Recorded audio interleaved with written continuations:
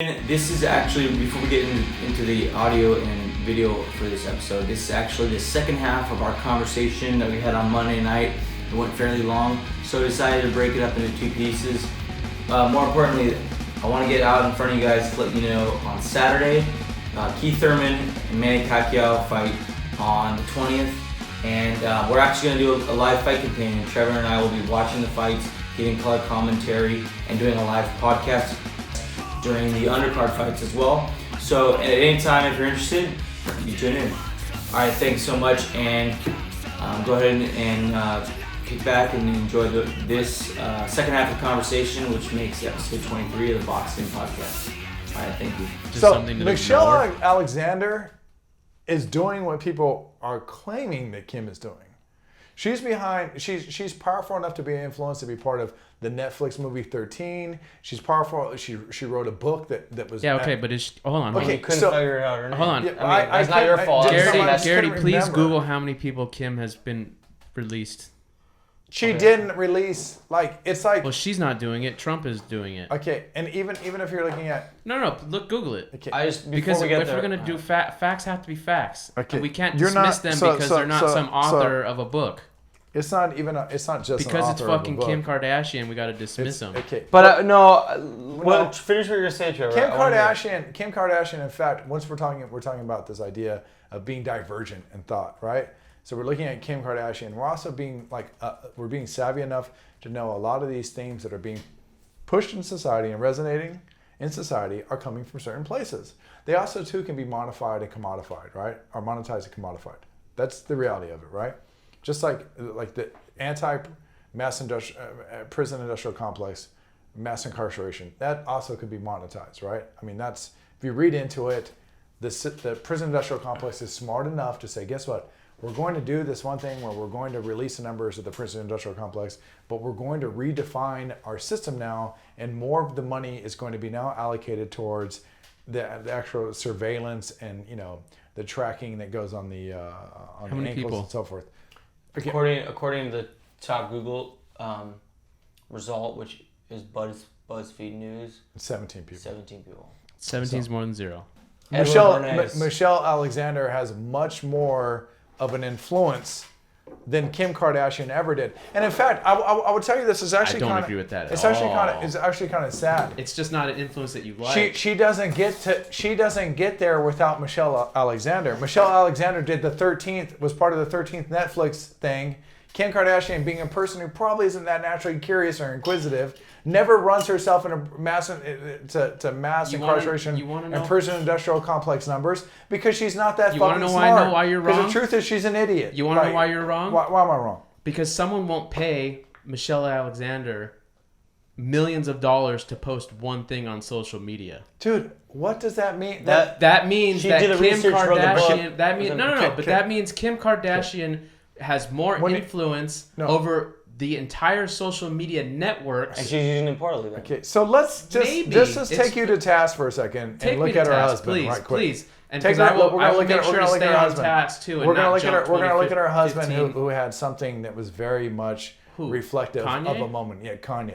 We're gonna look at Kanye. We're gonna look at. They're right there. We're gonna look at Kanye during. Can I see this? I want to make sure the audience. Yeah. We're look at Kanye during Hurricane Katrina, right?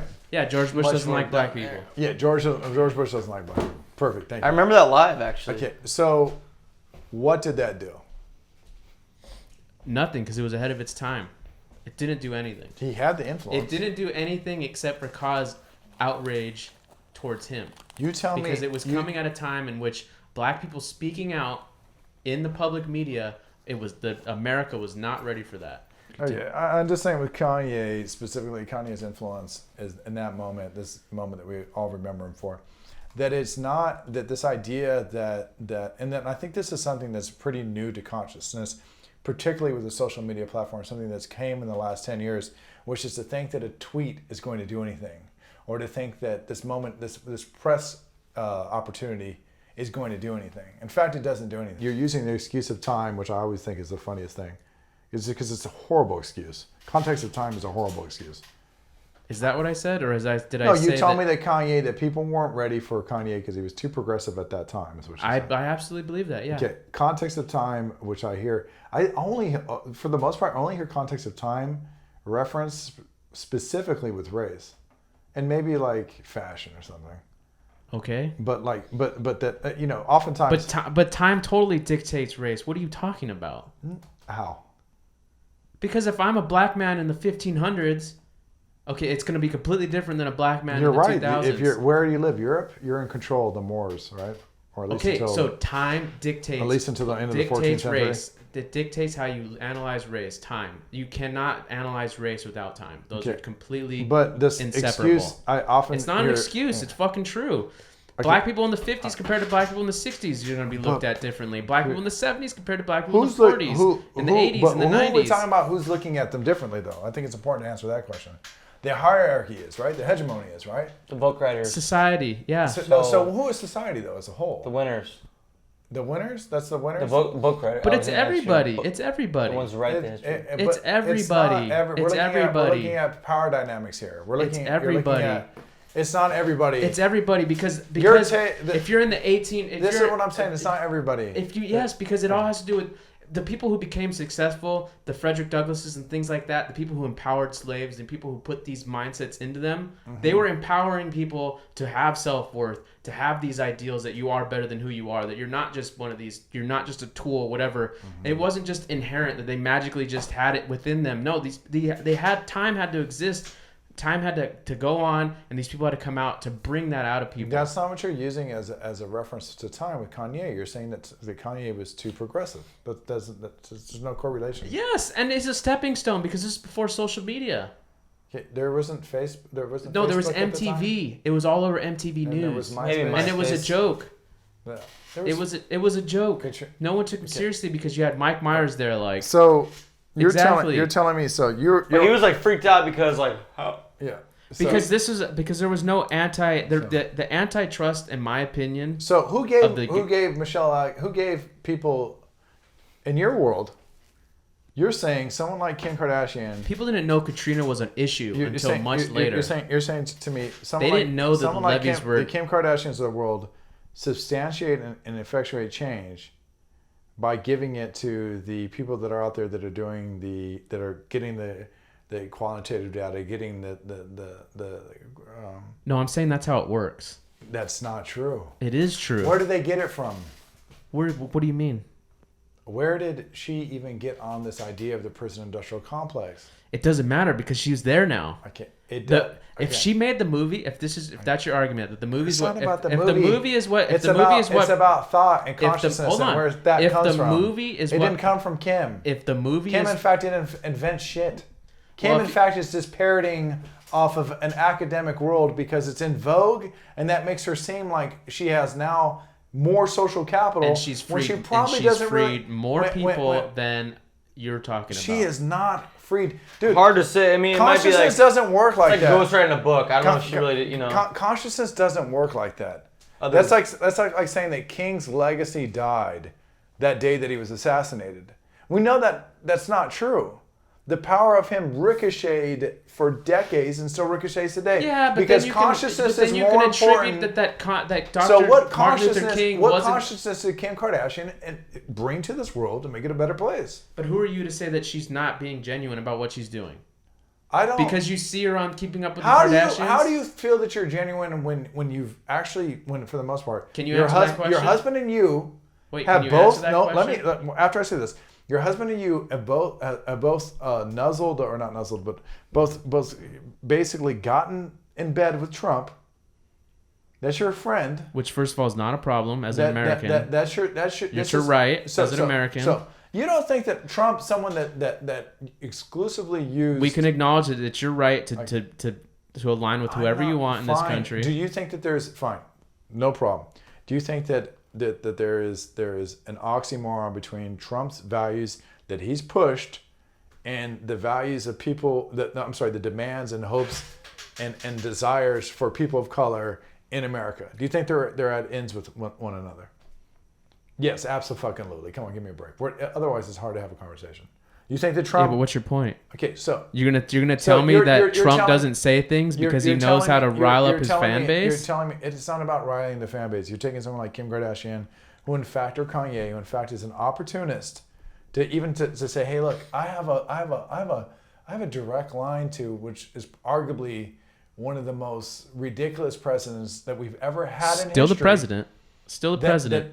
There is no doubt it is insufficient to state the obvious. But still the that president. Donald Trump would not be president had he not been a very privileged white man who also himself is a beneficiary of the same thing that the Western world should be worried about, which is social Just media like most and other reality presidents. TV. Just like most other Okay, presidents. who No, else? that's part's unique. Who else? What Trevor was just saying. Presidents coming from money? Oh, I was a beneficiary of social media and Oh, That's social media, yeah, he but was getting coming from onto- getting from money, that's fucking every president. yeah, that's right. But Okay, I okay. thought the weight He- I thought the weight of the he- delivery was on his- that. Yeah, but His new Donald age is the Donald- first of Donald- many now. Don- every president from here on out is going to be a social media Well, president. then with the democracy, then Rome, the lead is in the water. Nope, that's not true. Because Okay. you want to know what you want to know what made You Rome say- fall. You want to know what made Rome fall? I thought It was wasn't. the lead in the water. It wasn't the fact. It was actually, as a matter of fact, our strong military is what's going to keep our democracy alive. Believe it or not. Because what happened with Rome is they could no longer secure their borders. I hate to be the burden of bad because- news here, okay? But we're talking about technology, and you're talking about You brought up Rome. where we get technology made, where the technologies. No, we're talking about Kanye West. We're talking about countries And that have and no you're patent. bringing up that like have all no, these different. You're talking about like Asia has no. I thought you were calling me to but- task. but I'm calling you to task. Well, then stay with Kanye West. It's ridiculous. It's ridiculous that you think that Kim in fact is a parrot. She in fact only put herself in that position. And by the way, nobody believes her besides you. That's what I find very interesting. I don't follow her on social media. I don't- But I am not I- naive enough to No. to sit here and say she has no influence on the nobody world. that's actually trying to change or have an impact on communities or whatever it is, or actually someone like Michelle Alexander or the millions of other great people that we don't know their names that are actually trying to make a difference, think that Kim is anything besides an opportunist who decides that she heard that this is in vogue. This is in trend for me to talk about these things, and I'm going to use this. I'm going to use this as an opportunity to act like I'm down with these things. No offense, Kim. Like you, this is 2019. Yeah, and sounds exactly like 2019 behavior. You're going to talk about the prison industrial complex as if this isn't. I'm sure you went to school, and they were talking about it when you went to school. They were talking about it when you went to school. They were talking about the prison industrial complex when I was in college in like 99, okay? It's not new to consciousness. Mass incarceration rates, it's not a secret that the United States of America has the most imprisoned people out of any other But country it's in the world. vogue now because it's on Netflix, and It's that also, kind of comes from the work of Michelle. No, it's It the comes- spread of but- social media. No. If people on social media don't talk about that movie, nobody talks about Do that you movie. understand? Period. This is another Freudian thing that's going to not go over well, but I don't care. You're also looking at it from people's behavior and this idea that all of a sudden you have something like social media and this idea of social capital. And social capital gets much more complicated because you can look at somebody like Kim Kardashian, who's very well versed in this idea of social capital, or you can look at the thousands of other people that are this idea of social capital and this sort of want and desire to want to align yourself with what they see as something that should matter in society at this particular time, which is mass incarceration in the prison industrial complex, because it's a way of putting themselves up on a pedestal where they get to look at other people and say, no, these are things that you should care about, but they in fact are never put in a position where they would make any sort of sacrifice that would affect their lives. That's most people. The And real if you people if you think that are doing shit. if you think that you see had through it. There's a no, transparency in it. I think it's bullshit. I think it's very easy for someone like you, someone like me, who've never had money in their lives of that level, to be like, oh yeah, I'd be able to give it all away. I'd be able to do X, Y, or Z. I don't hate Kim because of her money. No, I'm saying, but you're speaking in absolutes. I don't think Kylie's a bad person because of her money. I think Kylie's a bad person because she doesn't realize a bunch of people more or less mutilated their bodies via a plastic surgeon to get this aesthetic that's probably going to be out of style in 30 years because that's the way the body norms go. Okay, then you tell me, since we're back to what should she do then? Man, we as a if I'm her, what would you tell me? we as a What would you say? Do less, man. I mean, if you're her, it does. I would do less. We should, instead of having what she should do, we should have a very No, what would you tell her? No, she's not part of it. She can't do anything. She's very responsive to a system that's put in place. So you have nothing. What I would say is that as a society as a whole, if we don't want to run ourselves into being Rome, and we don't want to fall as an empire, we should definitely be having a conversation which is much more relevant. Well, you didn't even let me finish which is why Rome fell. What is it that we're assigning to value in society? There's nothing that she gives to society that intrinsically has value. Nothing besides what? Maybe because she sells blush and you can put it on somebody's lips, and that some behavioral evolutionists might argue that a man sees that and he sees that person, that woman as a higher prospective partner because subconsciously he aligns that blush with ripe fruit, and that makes her more sexually desirable. And so that statistically ups the likelihood of sexual partners. I mean, what are we going to go down? We're going to go down some Jordan Peterson. So I asked you, what would you tell her? Determinism route. You would say you don't do anything that contributes to life. Go kill yourself. I don't think that she holds any value in society as a whole. And that's what you would tell her. I don't think. And then she would be like, "Thanks, Trevor. I really appreciate that. No one's ever told me that. I'm going to stop doing everything now." We're going to be better off the more we get away from the Kylies and the Kims. Okay, so what do you tell kids today then? Since you can't answer the first thing I said. If you what would I tell her? I don't care to First of all, Daniel, to be fair. Build something, I don't know. To be fair. No, what would you tell kids? There's certain people that are so checked the fuck out, you can't have a conversation with them. So kids then, I know. That's fine. I'll accept that. You're right. And she might be one of them. What would you tell kids? Infinity. Kids are clean slate. I think that it's if you're looking at kids and it's really difficult, man. It's difficult because there's this thing in the peripheral which needs to be fed, which is capitalism. And once again, if we're just looking at the possibility of what you can monetize and what you can modify and what is the greater good for capitalism, if you're looking at it as just a possibility of what you can make from it, right? So now you have a system. The truth is that the system is a system that you can graduate from compulsory school or public educational, get a public education, and you don't know how to balance your checkbook. And you don't know how amortization rates work, and you don't know how compounded interest work, and you don't know what the money multiplier effect is. Exactly, but you can go on social media and see these things real easy without any of that stuff. So what would you tell kids? You don't need to balance your checkbook. What social media are you on? I'm saying you don't need to know how to balance your checkbook to check out Instagram and see what's trending. Okay, here's what. And have that influence your life. So I guess what I would tell kids is use the internet to empower yourself. Here's what I'm talking about. Teach yourself basic economic lessons. You have a double-edged sword here. It's a fucking chimera. It's a three-headed dragon, right? Here's the dragon heads. You have a dragon head of capitalism that needs to be fucking fed. Otherwise, you're looking at it. She just said to me a couple minutes ago, the reason why we hold power is because we have military might. The reason why we have military might is because of consumerism, because of taxes, because of money that we have that can be allocated towards militarism. Yep. There's two things that make America the most powerful country in the world. One of them is consumerism, and the other one is our ability to export culture. Nobody else does it better. In fact, our military really isn't it. And I was going to say this about technology, is because of patents and technology that we're heading towards a future where technology is going to evolve so much, it's going to be so scary that at the end of the day, one guy going like this and another country going like this, that there really is going to be no difference besides ultimate detonation and the end of humanity. Yeah, but they've been saying that for years. But we're literally since the Cold War and before. But for now we have shit like drones that can, it's even this idea of people having. We're getting further and further separated. We're really getting into some further. Which is a new arms race. Back to this dragon. You got capitalism as being one of the heads. That head has to be fed, right? It has to eat because it's the greater good for the economic cycle. The other head out there is you have humanity as a whole, right?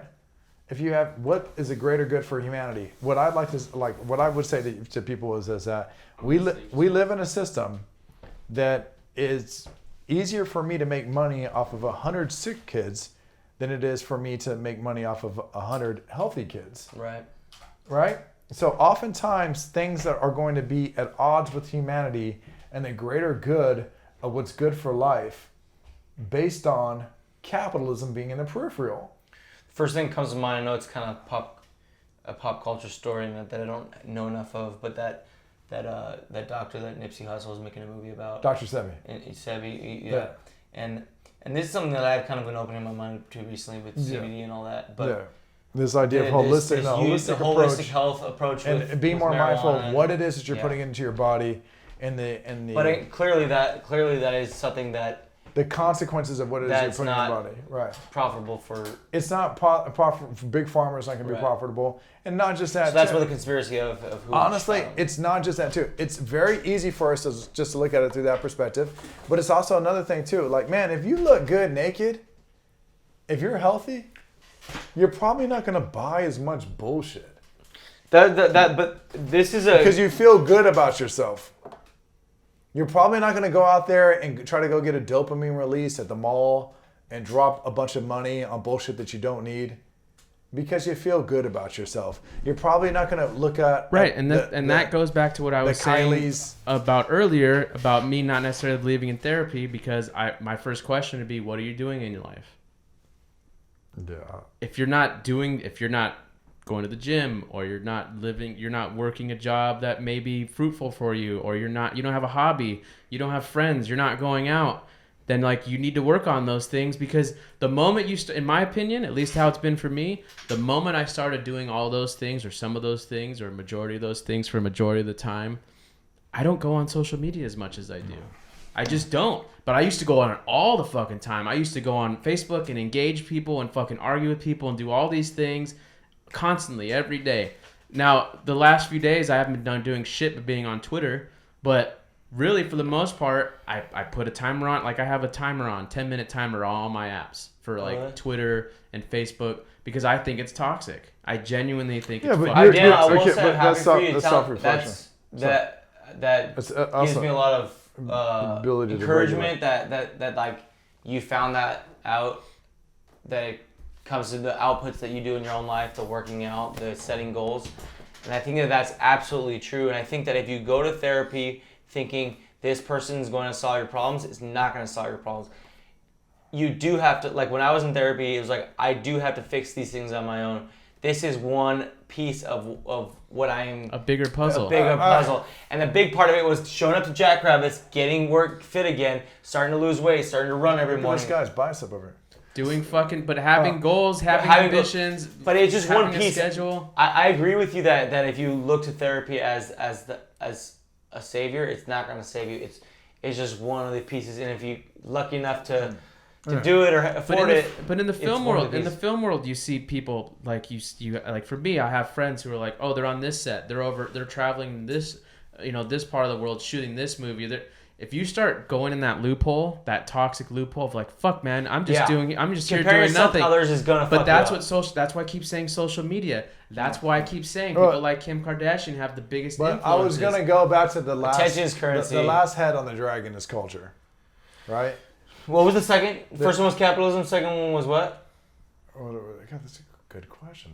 Did you not get to the second one? No, I got to the second one. It was question marks. No, like in South Park. I can't remember this right now. When they steal the underwear. You gotta know. I'm seeing so few episodes. But even with I appreciate it, but I don't know that. But even with identity, it's like we're the only biological life on the planet that has identity the way that we do. To our knowledge, yeah. Right. Dolphins might. We don't know. We can't Dolphins speak don't put on tuxedos when they go to, Dolphins also swim under fucking water. I know, but I'm just saying, dolphins don't peacock. Dolphins don't go to the barbershop. They might peacock. Dolphins don't put... They do tricks. We know they can do tricks. Dolphins don't put Rogaine on their face and make their beard thicker. And dolphins don't... But they might practice singing. Dolphins don't dye their hair. They suck dick. Dolphins suck dick. Dolphins don't buy bundles and weaves. Dolphins suck dick. Dolphins don't go to the fucking plastic surgeon and get fake asses. Like, give me a break. Well, give me a break that's your comparison. But I'm just saying, humans, culture, you're looking at humans and where we're going. It's not, man. I will say this about humanity, is that there's no doubt in my mind that, every generation will say, oh, this, they're getting dumber and dumber. And I think for the most part that probably wasn't true. But now I'm pretty positive this is true. I'm gonna stop you right there. Nah. I do not think that's true because it's because it totally things in Dude, technology. You look at the kids now who are fucking programming and they're like fucking 8 years old. The opportunity. But that's what you're assigning value to. No. No. Imagine if I would have looked info. at when Legos first came out, and I'm looking at this idea because architecture is this big thing, right? And we're talking, it's like the postmodern world, and we're talking about we're talking about postmodern architects, and we're literally like, you know, looking at like, oh, okay, mid-century, and it's like, God, Legos came out in the 50s, and my son just did Falling Water from, you know, a replica of Franklin Lloyd Wright's house, and everybody's gonna sit around and, you know, like on that set that looks like Mad Men, and be like, what I find it's all relevant to that. There's not consciousness. Some kid that what I fucking find right. reprehensible about what you're saying is you're not giving credit to parents because you assume that parents are going to be shitty parents and they're not going to be able to educate their kids. It's on not, the dude. Right or not. We know that. Okay, just what science says is that one thing that I do think a big demand for parental skills would be attention spans, and attention spans are depreciating. So how many fucking clips have you seen where like the woman's holding her baby and the baby's about to die because she's on her fucking phone? And they're an example of what an issue is, but that's not every single parent on the face of the earth. You can't. How about something that's really going to rub people the wrong way, but it's just keeping it 100? How about how many parents use their kids for dopamine and gratification? True, by parading them on social media. True, that's been around forever. Because all of it is because they have nothing else going on in their life, and now you've taken this idea, which is a parent that lives through their child, which used to come in little league games. It's just amplified now. That's always turned happened all the way fuck up on social media platforms. Yeah, for every person you tell me that's like that, I can give you another parent that's not. Dude, for what really goes on, what people, that's the one thing about like the Google Analytics and shit that I appreciate. What people say they do versus what they do in reality. Like, I don't know if you looked at when you looked at the Google Analytics, which blew my mind, particularly about porn in the country. The most interesting thing about it. People look up things that they say that they're not into. The most interesting thing is I don't know how you got to porn when we're talking about the other thing too. Youth of America. The other thing.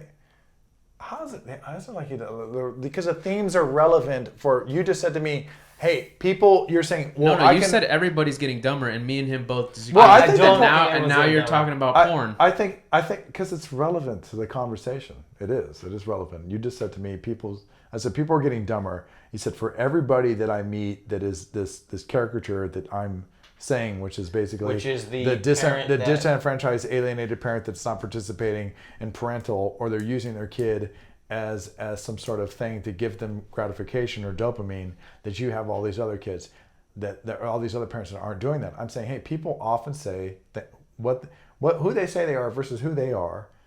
And then I said, well, let me give you an example of that. Okay, but how do you know it's not the inverse? How do you know it's not the inverse? How do you know that what I'm saying is actually true and what you're saying is not? Because, okay, give me the data to substantiate it. Give me the data to say I'm wrong. Okay, I'm giving you the Google data right now that basically about porn. Okay, so it's going to. You can't extrapolate. Good example. So if I'm a sociologist, right? Let's just say that. Let's be clear that you're not. Okay, if I'm a sociologist, but this is bullshit that I got bored at. We're going to read about. If I'm a sociologist, I actually had a conversation with a Harvard sociologist about this. I know, but that wasn't. But let me explain to what he said, because it is relevant to your conversation. Although you probably won't see it, is because it's hard for you to be divergent in thought. No, that's not true. It's hard for me to accept what you're saying is fact because I wasn't there for this conversation. Mario Smalls is his name. He had a hard time at proving, Harvard sociologist, if you're bored, he had a hard time proving white privilege. Okay? He said he'd went across. Is he white? Black guy. He's Dominican, I think. Well, that's why I had a hard time with it. So he'd gone around the country basically. He'd gone around the country trying to get qualitative data to prove that white privilege exists. He's sitting down with folks. He's asking people questions. You know, they're funded by the Mercers. Yeah, they're asking questions whether or not to get people to admit that a white privilege exists. They're getting no data that shows that white privilege exists. So I went to one of his lectures at Columbia. All right, I'm just watching him fucking lecture. He basically says part of when you know the difference between quantitative and qualitative data. Quantitative is like we're having a sort of quantitative conversation. Numbers versus qualitative, right? Or versus quantitative. Numbers versus one-on-one time, right? The thing is that if people don't have the ability to self-reflect and figure out why it is that they're doing things, then they're just doing it because they're just being very responsive. It's like an implicit bias that's built into something that's a biological response. Can you repeat that again? Okay. I want to make sure I heard you right. People like you, for example. No. I mean, genuinely, like, you and I both, just repeat what you and I just both said. have the same hat. No, for reals. Like, I'm not even trying to get you on. Like, okay. I want you to repeat exactly what you just said. That it's really hard to improve, or I'm sorry, it's really hard to prove why people have an implicit bias because they probably haven't self-reflected to that much to ask themselves, okay, where does this come from? I thought you said something else. Case in point, you and I both have a Dodger hat, right? There's only one reason, one logical explanation that we both have a Dodger hat. It's very simple. We're both Angelinos. That's the fucking root of it, right? Mm-hmm. Now, if somebody else, if I'm in San Francisco and I grew up in San Francisco and all of a sudden I'm not an Angelino, then it starts to get more complicated because you can't jump to the assumption that I have a Dodger hat because I'm an Angelino. But statistically, you probably can agree with me that if you talk to that person, there probably was a fucking Angelino in their goddamn family that got them onto the Dodgers. So somehow it came from the same consciousness. But that person might not necessarily know that, or maybe they do. Maybe they are forthcoming with that. And they say, well, actually, my grandfather grew up, right down the street from Chavez Ravine, and I grew up watching the Dodgers. I love what you're saying. When you're sitting down with people. But there's a reason why I love what you're saying. And you're asking them about keywords. White privilege. You're asking them. You're conversing with them about they're not capable of self-reflection. How many parents do you talk to of that have these like? Do you know how many parents, if you sat there, do you think and you asked them about really invasive questions about their social media habits and how that might correlate to an inability to parent, how that would jive with them? It's hard to answer. But isn't it your job as a sociologist to figure out a question that you can get the same data? It's really difficult because that's what's going on right now with Trump and immigration with the census. They want to ask if you're legal or not, but they can't just outright ask that question because there's legality to it. Right. So now they're implementing a new form of the question, which is going to get the same amount of data for the census, but without asking that question. There's also a big presupposition that they're going to answer that question correctly, right? Or that they're going to take the census at all. So it's like anything else. If it's like, and I know this is going to. So men seem to overshoot their penis size, right? I don't know why. It just comes to my mind as something that. This goes back to the Google searches. But think about. But think about this. Sounds like a vice article. A guy, the measurement of the penis size. So you think about human behavior, perceptions. It's actually changing now. They're undershooting it big time. Ego. And then you look like a very honest man. So and then, ego, so forth, right? I don't know about that. But you're asking all these layers that exist, right? Specifically with parents and how there's that's another thing that it's hard for me to talk to people about. I know that it's a typecast and it sounds fucked up. But social media, probably if I got good things about social media and bad things about social media. Good things that come to mind is that it got bad when our parents got grandma, mom, cousin, aunties, and whoever can all check in on my kids if I'm uploading them all the time on social media. You get to stay in contact with people. Okay, that's a great thing. It's a contact book. Right. It's also your book. You get to look at your kids all the time, right? Bad things about social media. I have to remember, the good thing is I don't have to remember birthdays anymore. Bad things about social media and being a parent, right? Fucking checking my social media while I'm driving on the 405 freeway with my kids in the back. During family time, because I've seen... Checking it on family time, checking it at dinner. Only having the worst of all fucking days, but still forcing my kids to take some goddamn photo because... I want to let everybody know at Disney that I'm at Disneyland. But it's dude, I saw funny. I will say something about that though. Hold on. I do want to do a side. Back to what I was saying. It's sidebar about we all know social media is shit. Sidebar about that real quick though. That forced photo. because I agree with you 100%. I have no argument about that. But in retrospect, looking back on things, more often than not, you're grateful you took those pictures. If you're with a parent and their parent's dead or whatever, and you fucking hated that day, but then in retrospect, to think a step ahead, but it's just like Polaroids. I'm just saying, like, I agree with you. To not be in the stimulus, and try to think a step ahead too. What is it that we're teaching ourselves if we're delaying our ability to actually be able to navigate these emotions?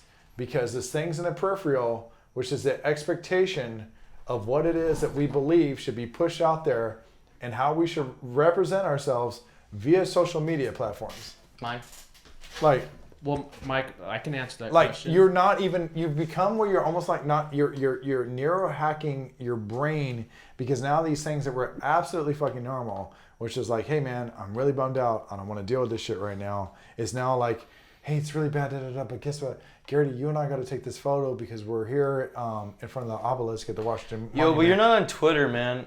If when on Twitter, that's where you go say, "Oh, fuck my life, I want to kill myself." But no, that's the other thing too. It's different. The amount that you're engaged with social media gives you because there's a reason why everybody uses Twitter.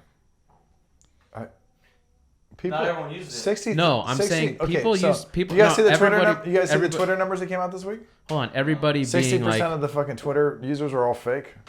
So stop saying everybody uses it. Yeah, everybody uses Twitter. Like in terms of people who are some politicians, fucking musicians. Twitter is like more bots than people. Twitter. Your age people are all on Facebook.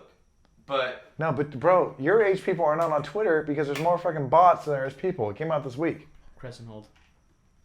That's literally been since the beginning of Twitter. I would like to say at this point in time, I'm on Twitter, guys. You can follow me at Volgarity, VOLGARRITY. The thing is, we do not know the ramifications of social media yet. We're living through them, just like these cell phones. We don't know if these are going to cause us all cancer in the next 20 years, and we might all die. But there's been historical examples. No, there hasn't been, because internet hasn't existed. When you look at something like the Stanford experiment, or you look at don't give a shit because it's not the internet. Fine, you look at World War II, you look at Nazi Germany. And you look at how you still not the internet. Guys, we need a break for a second. You look at how consciousness could just go. When you brought up the had a bad day, but we all need to take a picture. They called me back to an article I saw today on one of these social media platforms from a publication called The Hard Times. It's essentially a onion for like punk rock news, but this one isn't the punk, but it is the headline is "Guess Who Cheated." Couple celebrating anniversary online have been through so much together. I mean, I love that. Yeah. Maybe that was more of I should have DM'd that to you. But yeah. I mean, it should have tweeted it. It's just tweet it to you. Twitter DMs. Listen, we haven't had the internet. It's there's certain things that there's nothing comparable to the internet. Like one of the great things about democracy is that in every 2 years you can. What was your point about Nazi Germany first? Because you brought up Nazi Germany. I missed that. It's kind of in line with Nazi Germany. One of the great things about democracy is in 2 years you can figure out the checks and balances of the system. If things don't work, overthrow the House, overthrow the Senate. 4 years, get a new president. Which is also one of the problems of democracy. Well, it's one of the main reasons we lose perspective. I'm okay with a snail's pace democracy, because at the end of the day, it doesn't end up with having czars hanging from plazas or us. And this is why I fundamentally disagree with you that people are dumb. Stampeding the Washington D.C. Right. I talk about when we look at humanity and we say to ourselves that we don't know better when things can go wrong, specifically the behavior that happens when things become an echo chamber, or things become ideological, or things become the accepted norm. There's something about, who Baudrillard is in the Simulacra, this idea of like where you're entering this hyper reality, and that things no longer are real as much as they are like the new perception of what reality is, and the danger that might come along with that. I only reference this because I do believe that we're entering in some sort of hyper reality, specifically with like the way that we see identity and how we see ourselves. Human beings, because that we have identity, it don't necessarily like you're no longer. I mean, maybe you are. You're pretty. Oh, you're not maybe in this, and maybe even Garrity's not in this. But there's a good group of people out there. It kind of scares me to say this. This might be the majority of people out there, and maybe you guys might jive with this a little bit. Gotta know where you're going here. That people don't end up actually being themselves. That they end up being, I'm Garrity. I have an Audi.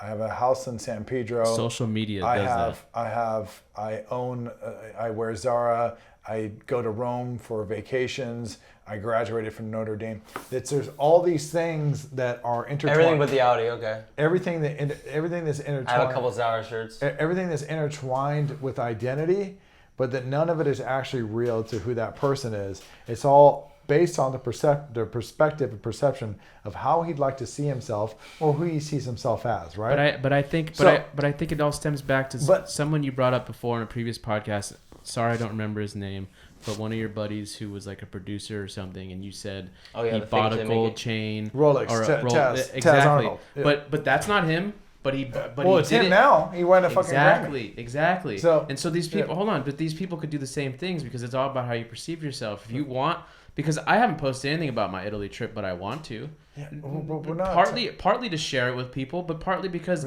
I want that to be on my Instagram because I want to show off what I did, but not to brag, not to be braggadocious or whatever. But that's real easy to like look at. Let's look at. No, but I want to address your hyper reality thing too, because I also think that's something that's been talked about since forever. Because every single time we've had, whether it's the Industrial Revolution, the printing press, we can go on and on. We can't say that forever. 19th century is Industrial Revolution. We're talking about things that brand new to humanity 200 years. Okay, and the printing press isn't that old. The Roman Republic, all these things that we had before, empire, like things that. Language, written language. I'm sure that these conversations were had then in just different terms about entering this new space. Course, we're constantly we're constantly evolving. But the thing is that like this is back to this idea of a universal citizen.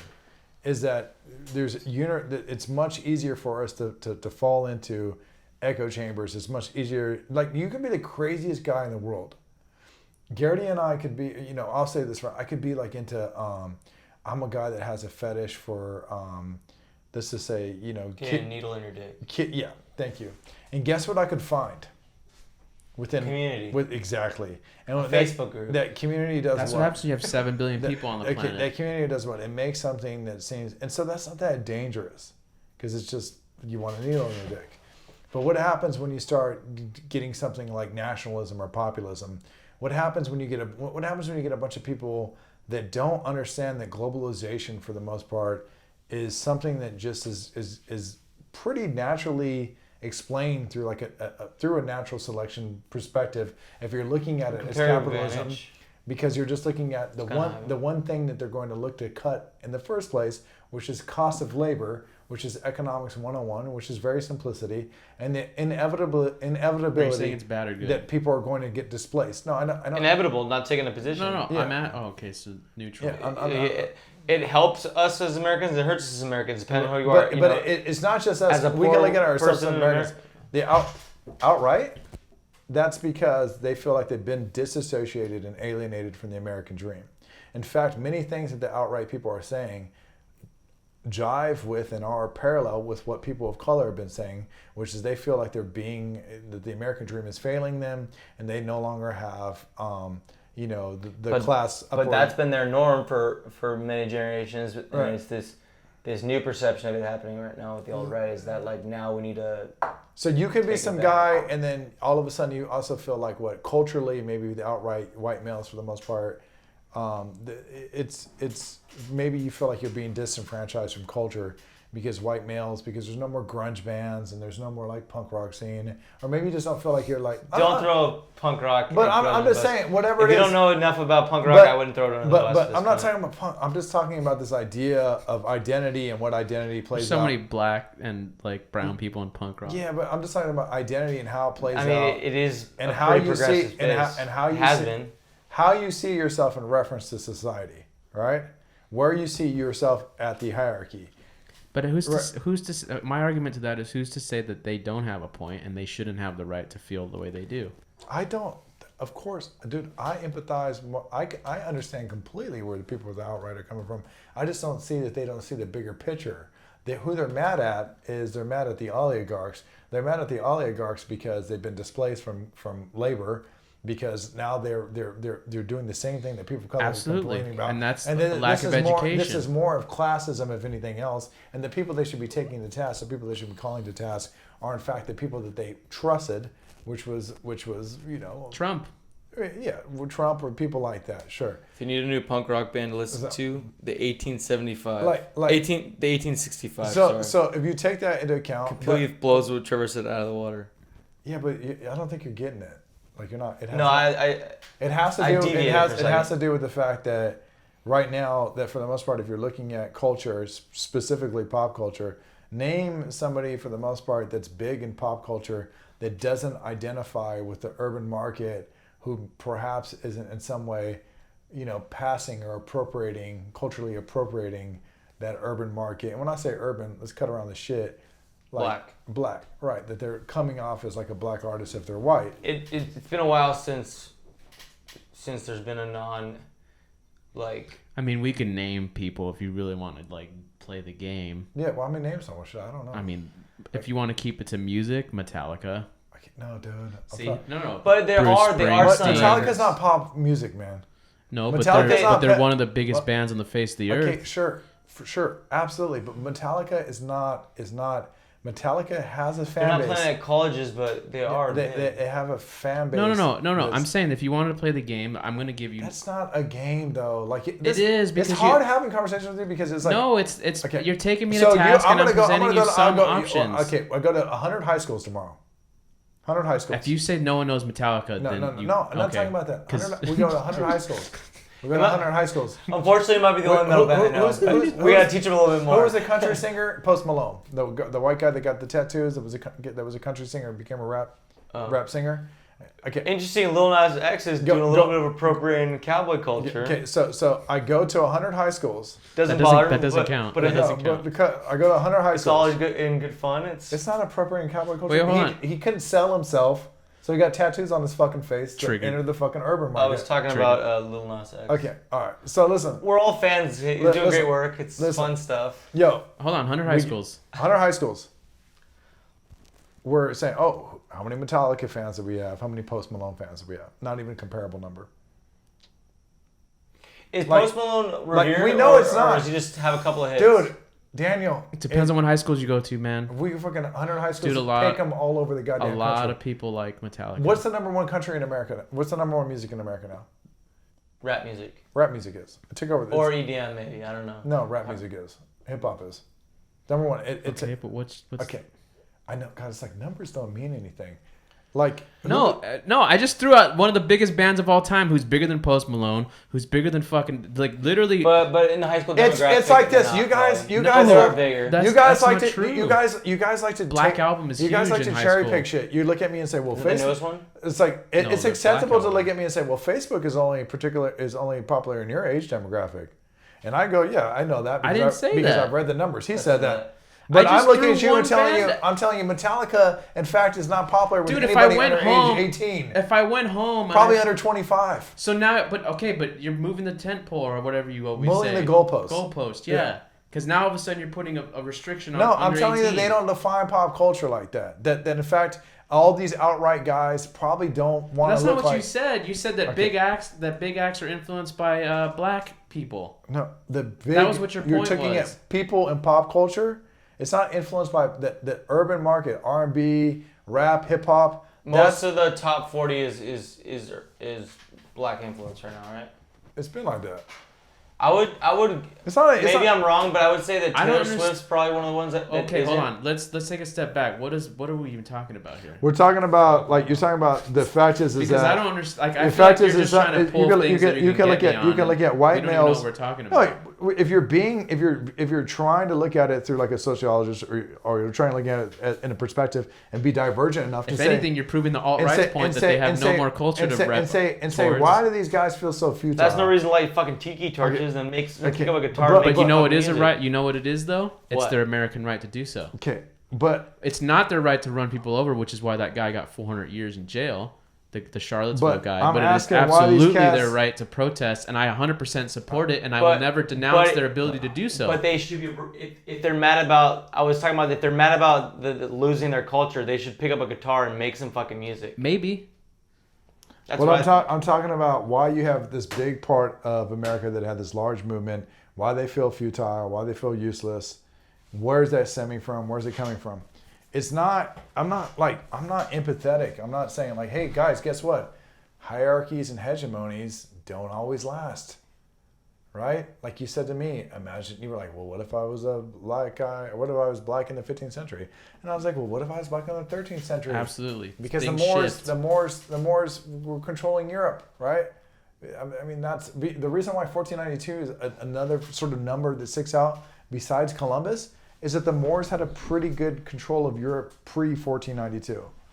But northern perspective shift. Okay, it's a shift. Hegemonies change. Thank you for acknowledging that. I think that's just the truth. But it's my. I know, but it was a point I was making before, and you were arguing against. I said you do your due diligence. I remember what I said. I can only reflect on the hegemony that I'm in right now. You said time doesn't matter. And the abuses that come with that. No, context of time doesn't matter. Oh, no. You said time doesn't matter because I always bring up time. And then I was like, time does matter. I said people bring up time as a context for an excuse. It doesn't matter. I can go to, when I went to... It does when the Moors are ruling, though. How so? How am I using it as time? Because the Moors aren't ruling now. I'm saying that hegemonies change throughout time. Exactly. That has nothing to... How's that making an excuse because for you Moors? need time. You need time to exist in order for things to change. No, that's not what that means. That's exactly what it means. Like really, no, that has nothing to do with what I'm saying. No. Time and change I've literally correlate with I've one never heard another. anybody look at slavery and say that they... I've heard people look at slavery and say that the founding fathers didn't know any better because of the times. I never heard anybody say the Moors didn't know any better, otherwise they would have been much more diligent and made sure that the Europeans didn't come to power because the transatlantic slave trade was going to come around 100 years later. No, I've never heard that before in my life. And I would be very shocked if you did hear that because that would assume that they knew how to tell time in terms of the future. But no, we're looking at it in hindsight now. So Absolutely. no, we could look at it time now. Just like how people look at it in hindsight when they're looking at the founding fathers. We're not talking about, they're not relevant to the time at that period. So no, it's the same thing that I'm referencing. No, you need time in order to do either of those things. Okay, they're looking at the No past. one in the Moors would say in 100 years they're going to trade us. I've heard white folks literally say people didn't know any better at that time. Yes, context are different. I've never heard anybody say if the Moors would have known during their time, they probably should have fucking did everything in their power to keep control because the transatlantic slave trade was right around the horizon. Never heard that. But those are completely two different things. You know that. Yeah, one of them. You're right. One of them. Well, they both are sort of interrelated. One of them, because arguably, is 30 million people deaths. Okay, I'll give you. I'll give you. And the other one will never know. I'll give you something that people say, which is similar to your Moors thing, which no one in the Moors' time would ever say. People say this about gun control. If the forefathers were alive today, that they would be revising the gun control laws because back then guns like this didn't exist, but now they do. That's what people say all the time. How is that? So you're saying that? And no, but they didn't say this because how the fuck is Thomas Jefferson gonna know that there's gonna be AK-47s? Okay. No. How would they know that? They wouldn't. So how the fuck would the Moors know that the slave trade was coming? Do you understand that? Do you understand that? Let me give you a perspective of what it is. What I mean by excuse of context of time. No, can you? I would have said like this about. What I said is actually that's wrong because it's still like it doesn't work. It's like just not. There's a challenge. People, to it. Have you heard that argument? Hold on. Have you heard the argument of guns?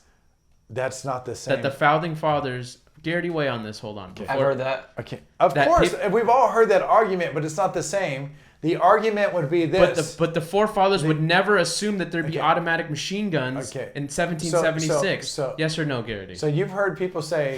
You've heard say. People, so why would the Moors assume there'd be slave trade? So I've never heard anyone say the specifics of this. When they wrote the Second Amendment, had they known, they didn't know any better because of their time. I never heard that before. That wasn't what I said either. I've heard, but that is the equivalent. Garrity, what did I say? No, do you understand? No, I'm putting it in the equivalent to what I'm saying. I've heard people use the context of time as an excuse. You're not using the concept of time as an excuse. You're saying because they didn't know that technology was going to evolve.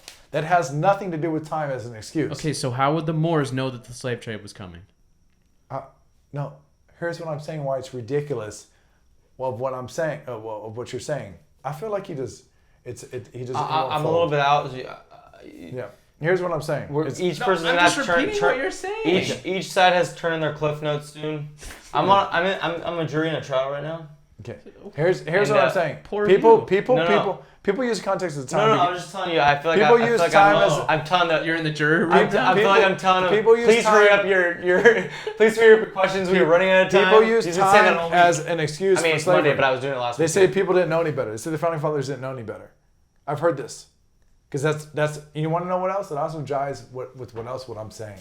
They say they didn't know any better because that's what was accepted during their time. Which is true. That jives is what I'm saying about why you should be mindful of social media, why it can look like Nazi World War II, why things can get really weird, why we should be very, very, very careful because the accepted norms change so quickly and we all sort of just jump on board with it. Right? Yeah, which is why I don't feel like that you should say everyone is dumb. I think that because you view I don't think that everybody is dumb. The world is how you view it. I think it's and Gary scary. and I both believe that that I the think youth it's scary today that are I read smarter than ever. I think it's scary that I read Michelle Alexander's book and I couldn't remember her name. I think it's scary that I watched a couple of her interviews and I couldn't remember. Our attention spans are shorter. But thank God we have Google, and so you can look it up, and so it's okay. But there's a lot of people. You act like people weren't retaining information before this. And what about all the people like they were, but it's different. We don't need to have our brain power Daniel, to occupy to memorize cell phone numbers anymore. Just to be real with you, what about all the people that didn't that maybe naturally aren't inquisitive or curious, or they don't have some sort of natural intellect? What about them? Because they're never even having. They're customers. That's it. They're not having exactly. They're in the simulacra. But this isn't an even playing field. That's not the way life is. Nobody believes in an even playing field. So there's always going to be. But here's who has a responsibility for the playing field? Let me address what you just said. Who has a responsibility for the playing field? In my opinion, the people we elect. If that's it. But I don't believe that anybody does because I don't believe that anyone has. We're fucked because we still have a strong military, so I don't think we're fucked. I don't. Because if we're going to use history as an example, and what nation gets compared to America the most, it's the Roman Empire, and Rome fell after 1,000 years. And why did Rome fall? It's because the politicians took all of the military budget, and they were spending it on themselves. They weren't funding so they couldn't control their borders anymore. They couldn't control any potential invaders, any potential threats, and then before it was too late, when they find it was already over. But if you want, I want to take some things into context. Let's go back, I don't know, 100 years ago. Was everybody educated? Probably not, right? But more people than in the 1800s, I'd say, in America, right? I mean, and 100 years before that, public education didn't even come along until like literally 1860, 1880. That's not my point. What I'm saying is there was a lot of stupid people in 1700.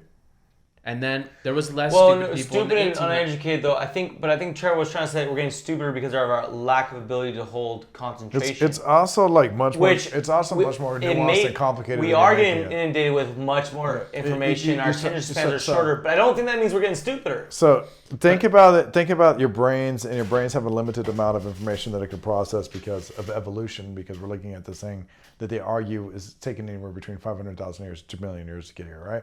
So we have this thing in front of us, which is the smartphone or the computer. Think about the amount of images that one could go through.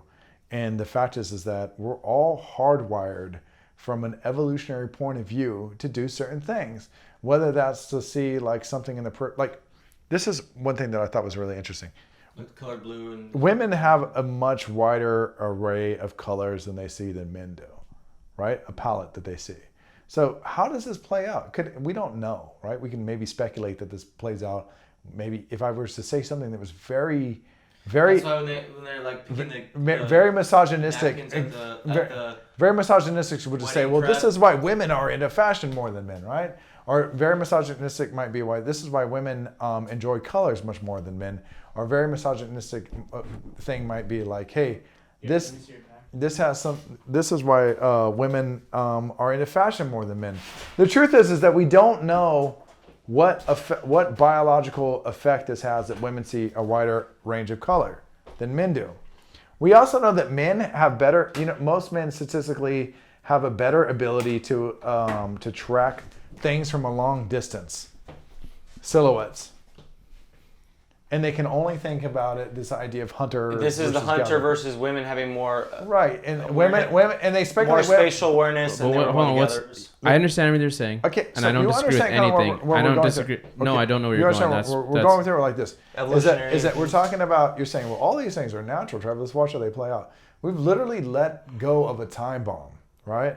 These things that, like, the truth is that I can go on Instagram. I could follow 75 girls that are Instagram models and real models.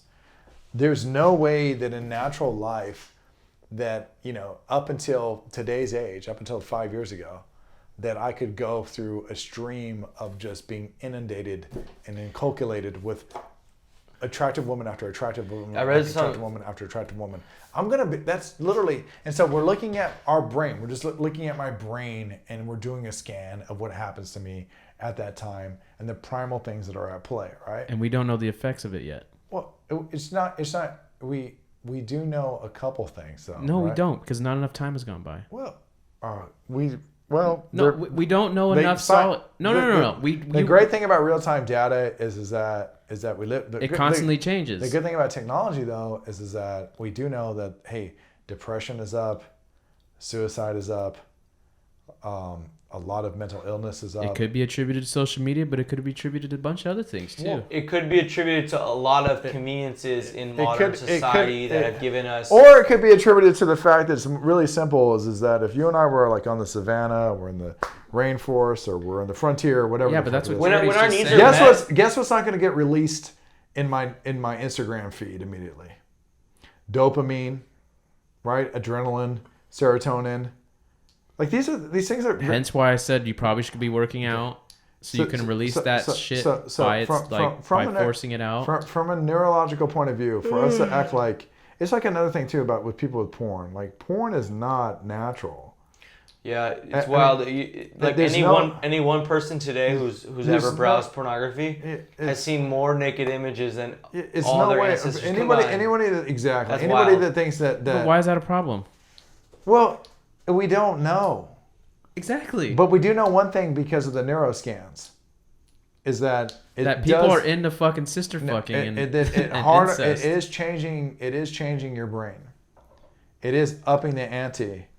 It is, and so when it's 2019 and you run across something like a pansexual, and I'm not here to act like a conservative, I'm not, but it jives well with the evolutionary, how we know one thing about sexuality. We know that it's very malleable. We know it's malleable. We can probably see that even like something we were addressing earlier in the conversation. We also have to address is that body type norms. We have to address that Christianity and Catholicism repressed a lot of people and fucked up sexuality for a lot of generations. Anybody that I say to this, I laugh at them because you're not giving it enough thought. Because the truth is that if we're looking at something like sexually transmitted diseases, and we're looking at a very short, brief period where we can actually even cure some of these things. So for 500,000 years, 2 million years. We have anti-vax now, so for 500,000 years to 2 million years, we couldn't cure herpes. You can't cure chlamydia. You can't cure syphilis. You can't cure gonorrhea. You can't cure half the shit that's coming out, right? You can't do it. Yeah, and they kept the populations low too. And so you're looking at evolution. You're saying, well, Christianity and Catholicism or Buddhism, whatever, Islam and so forth. Are you saying that these things help keep populations alive? No, that is actually pretty hard. People like to say that we're hardwired to have the most sexual partners as possible. But the truth is if we were actually hardwired to have the most sexual partners as possible, would we be overpopulated? No, humanity wouldn't have survived because up until 100 years ago, STDs were fucking killing people. Period. Humanity would have been taken out. I think that's a stretch. Oh, it's a stretch. What were a lot of people dying from? I don't Look at the life expectancy rates. And there's diseases were wiping us out left and right, depending on people. You could die from a cold. Okay, people weren't even. But actually, that you were rewarding I monogamy because I think religion rewarded monogamy. I don't think it had anything. And that was a survival mechanism in the grand scheme of things. It isn't the same way kosher practices. It isn't just religion. We're safe, healthy eating things. The truth is that it was probably very dangerous. Today, if you have unprotected sex with 30 people, guess what's going to happen? Like, you're probably going to be okay as long as you don't get HIV. That's not true either. STDs are up because less people are using condoms. Which is because on porn you don't see them using condoms. Okay, which is fine, but or I can see that. But look, if you see even that, it's weird. You'll say, well, I know porn has. You'll make a correlation of what porn can do, which is people. We're talking about porn. I know, but you're saying to me that there's no effect. But you just gave me an example of an effect that porn is having on consciousness. No, I'm saying that porn has nothing to do with what we were talking about. No, I'm talking about human behavior as a whole. Things that if you're looking at it, you're saying we got to look at it. I think that you look at something very surface level, and that's easy for everybody to look at. It's like, hey, we're going to look at X, Y, and Z, but you're not gonna look at A through Y. If you're on porn all the time, then that means that you're probably not living the fullest life that you can live. And there's probably other problems going on. I understand that, but it is. If you're on the fucking, if you're on the shitter and you're scrubbing through some naked pics, I don't think there's anything wrong with you. Whether we got here in 500,000 years, I'm just saying, or whether we got here in 500,000 years, or 2 million years, or 30,000 years, or 50,000 years, or whatever it is that you believe in. The thing is that this is new to humanity, which is I can watch people have sex within 3 seconds. Exactly. And you know what happens? And what consequences will that have on humanity as a whole? Who knows? But you know what? Do you think it'll be good? Who the fuck knows? You think it'll be good? Who knows? It's so fucking crazy to me. Good. Everybody is so indifferent, and it's because it jives. I'm 100% indifferent. It jives well with it's weird because it's always only based on whatever is jiving with them at that particular time. Like, you could talk to somebody, you could talk to whatever, we on the fourth wave feminists. A fourth wave feminist can have a conversation with you. One of the fourth fucking memory card too.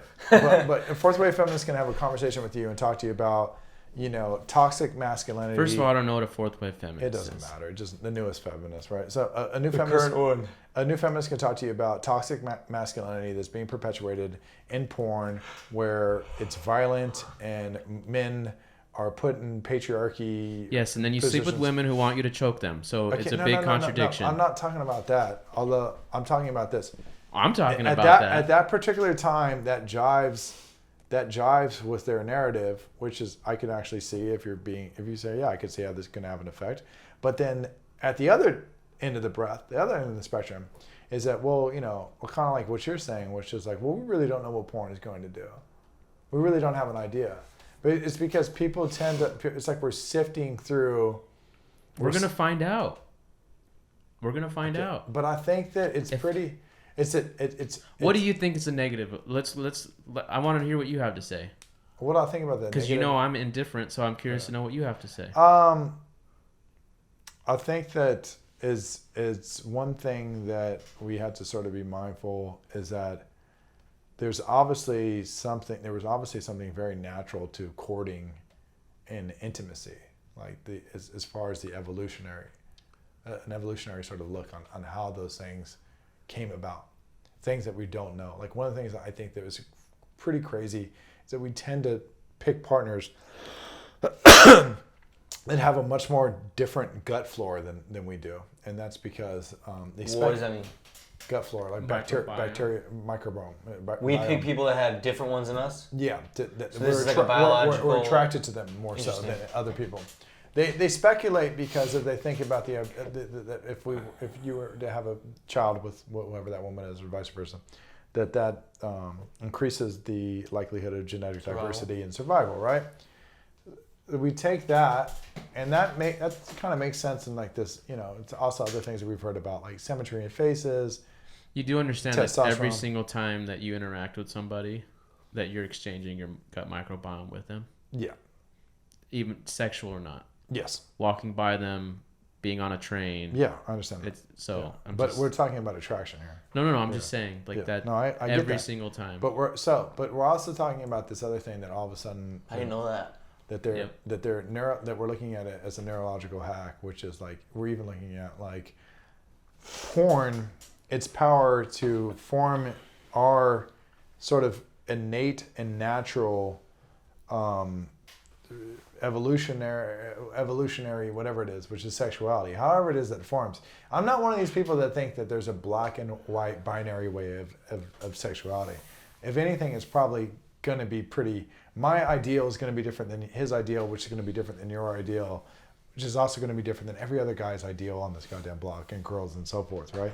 Everybody is into something different, whether you want to call that kink or whether you call that fantasy, whatever. It's a good neighborhood. Don't talk about this block like that. It's all different, but I'm saying that when you have this thing, it is now literally, it's providing structure for the new norm that can be categorized in 20 probably different, cliques of, lesbian or, Have you not seen the categories list on Pornhub? There's more than 20. Okay, but still, I mean, we could joke about it. It's increasing. But we're talking about... Because I remember Pornhub first came out, it was a few. And now it was just big tits, big ass, and but now it's like... We're talking about evolution. 3D, hentai. And we're wondering where things are going to go to, and these things that are very natural and things that we're disrupting, and we're sort of saying, well, fuck it, it's going to be a free-for-all. And we really don't know. We really have no idea. So I'm asking, what do you think is going to happen? I don't think it can't be good. I think that we're kind of seeing it right now. One thing that's being reported is that like there's couples that are having sex that haven't kissed. That's fucking pretty wild to me, right? Not couples, like people are hooking up, won't even kiss, they'll just fuck. I think that's... How does that rupture society? Well, I think I'll tell you why. If you want to get on some Freakonomics shit, which is kind of I'll just throw in a curveball, and I'm just thinking here.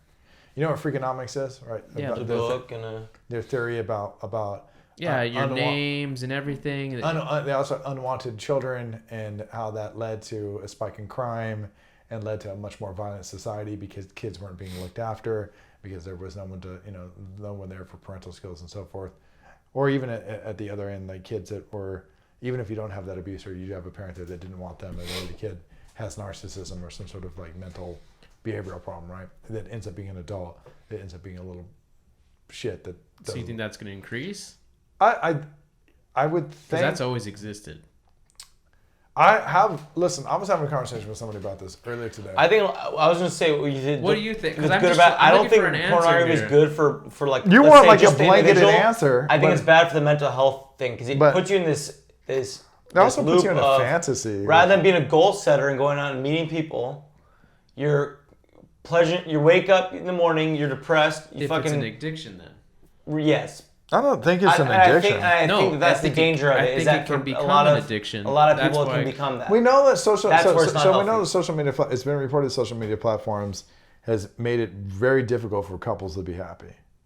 That data's out there. Because a lot of competition of keeping up with the Joneses. Keeping up with the Joneses. So with porn too, it's also that I would imagine because everything is a narrative, right? Everything is like everything is an expectation for the most part. I think it depends on who you're with too. No, it's some not. Girls are fucking into porn, and then they want you to. You've never seen the Great Wall of China.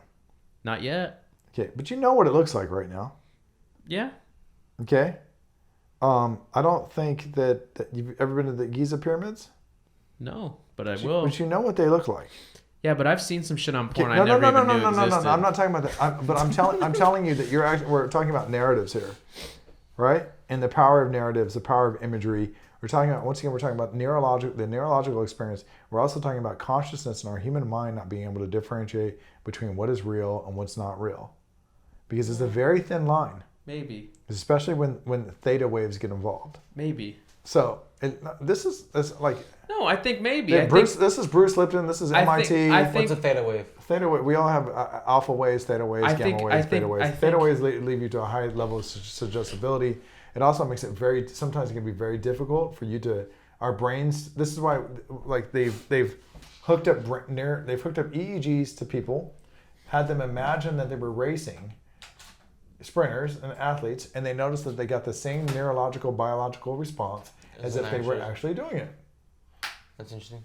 So you're looking at is that what you're activating when you're doing the visualization and the meditation for the most part? Like that were like the brain. Is that what's happening during dreams? I don't disagree with what you're saying at all. But if you're living a life that's other than just that, then your brain can just focus on other things. Okay. The brain. This is one thing you give the brain. You give the brain way too much credit than what it's used for. What it's used for. The brain fires 40,000 thoughts per. You're the one who just said that the brain is what convinces people of this stuff. Though you're thinking that a brain can regulate itself. It can't. No, you're right. You can, which is why you can regulate your mind by going and being active and doing other things to stimulate your mind to get it off. To an extent. No, you can't, dude. Look it up. It's either 2 billion or 2 million bits of information per second versus 40,000 bits of information per second. One of them is the conscious mind. The other one is the subconscious mind. There's no way for you to access that subconscious mind. I didn't say you can control it. I didn't say you can control it. I didn't say you can control it. But how many bits per second can the brain process? Okay, in other words, human body sends 11 million bits per second to the brain. The other 40,000 yet bits. The conscious mind seems to be able to process only 50 bits per second. Okay, there we go. Thank you. So all the necessities 50 bits, of your 50 body's bits per operation. second versus 11 bits per second. So you're talking about things that we're talking about conscious, subconscious mind. I was talking about a biological life form. Talking about, you said to me, hey, look, our microbiome is interacting with other people. They believe that we have these our life force, whatever this magnetic field around us. Well, this is what the quantum physicists are saying, right? Here you are. I'm saying the brain doesn't. We are incapable of regulating the brain like that. Like how do I? I'm saying that because I believe in free will, that you can break addiction. Okay. Because what you're talking about is addiction, and the reason you put your head down, but you still have yet to give me one negative outcome of this thing. Free will is not what you. There's in fact nothing about you. You can't tell me what's free will. What's the freest thing about you? It's impossible for the fact that it's actually really impossible for biological life as a whole to have free will, like anything. So you believe in determinism.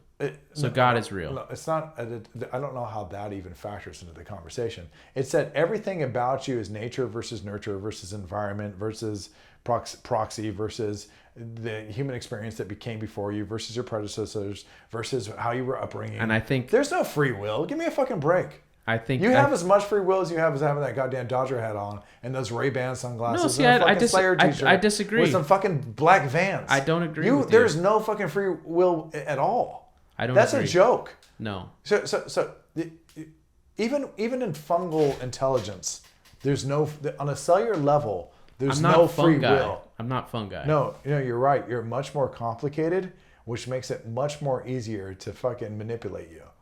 I'm sorry that you don't feel the way that I do about free will. So tell me something you've had free will out, and I'll shut the fuck up. You've never had an independent thought on your own? Oh, how can I?